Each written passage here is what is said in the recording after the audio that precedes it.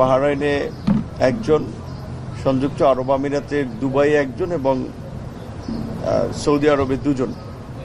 আজকে আমরা দুবাইয়ের আহমদ আলী তার লাশ গ্রহণ করেছি এবং এই বিষয়টি শুরু থেকেই যখন মধ্যপ্রাচ্যের এই সংকট শুরু হয়েছে, মাননীয় প্রধানমন্ত্রী জনাব তারেক রহমান, পররাষ্ট্র মন্ত্রণালয়, প্রবাসী কল্যাণ ও বৈদেশিক কর্মসংস্থান মন্ত্রণালয় সহ সংশ্লিষ্ট সকলকে নির্দেশনা দিয়েছিলেন যখন ফ্লাইটগুলো বন্ধ হচ্ছিল যাত্রীদের থাকার ব্যবস্থা করা সহ তাদের সংকট নিরসনে সমন্বয় করে কাজ করা।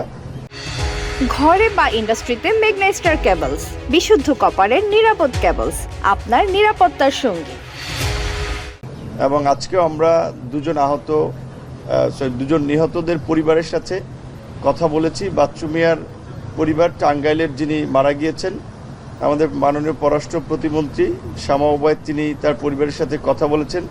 মাননীয় প্রধানমন্ত্রী তারেক রহমানের পক্ষ থেকে তার পরিবারের প্রতি সহমর্মিতা এবং সহযোগিতা, সামগ্রিক আশ্বাস এবং তাদের পরিবারের লাশ যেন তাদের কাছে আমরা পৌঁছে দিতে পারি সেই বিষয়ে তাদের সাথে কথা হয়েছে।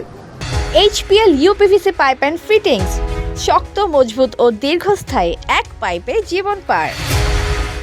কিশোরগঞ্জের যিনি মারা গিয়েছেন তার সাথেও আমরা কথা বলেছি এবং আমাদের যারা আহত আছেন, এ পর্যন্ত আমাদের কাছে যে তথ্য আছে প্রায় 14 জনের মতো আহত আছেন। তাদেরকে আমাদের সংশ্লিষ্ট দেশের দূতাবাসগুলো পূর্ণাঙ্গ সেবা দিয়ে যাচ্ছে।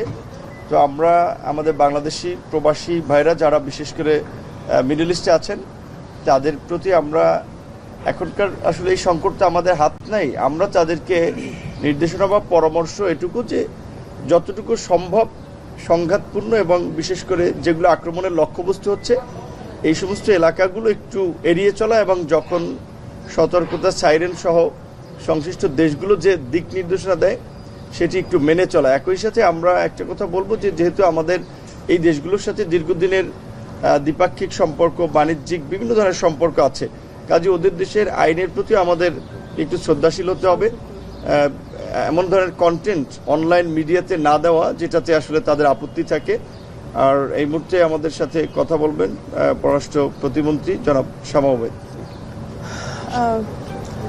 আসলে আমরা এখানে এসেছি খুবই হৃদয় বিদারক একটা অবস্থায়, বলার কিছুই নাই। আমরা সবসময় বলে আসছি যে বাংলাদেশের কাছে বাংলাদেশের নাগরিকদের নিরাপত্তা সবচেয়ে বেশি গুরুত্বপূর্ণ আমাদের কাছে।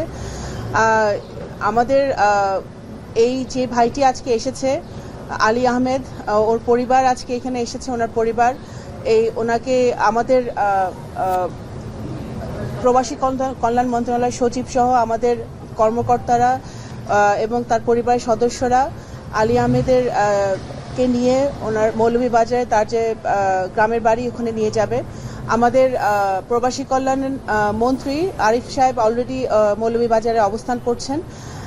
আমাদের সরকারের পক্ষ থেকে আমরা যতটুক আমাদের নাগরিকদের পাশে থাকা যায় সেটা আমরা করার চেষ্টা করছি। এখানে আজকে আরও দুজন গতকালকে আপনারা শুনেছেন ইতিমধ্যে রিয়াদে নিহত হয়েছে এবং তাদের পরিবারের সাথে ইতিমধ্যে আমাদের প্রতিমন্ত্রী বলেছেন আমরা যোগাযোগ করেছি, কথা বলেছি এবং তাদেরকে কিভাবে আমরা খুবই শীঘ্রই আমরা দেশে ফিরিয়ে আনতে পারি সেই কাজও আমরা করছি।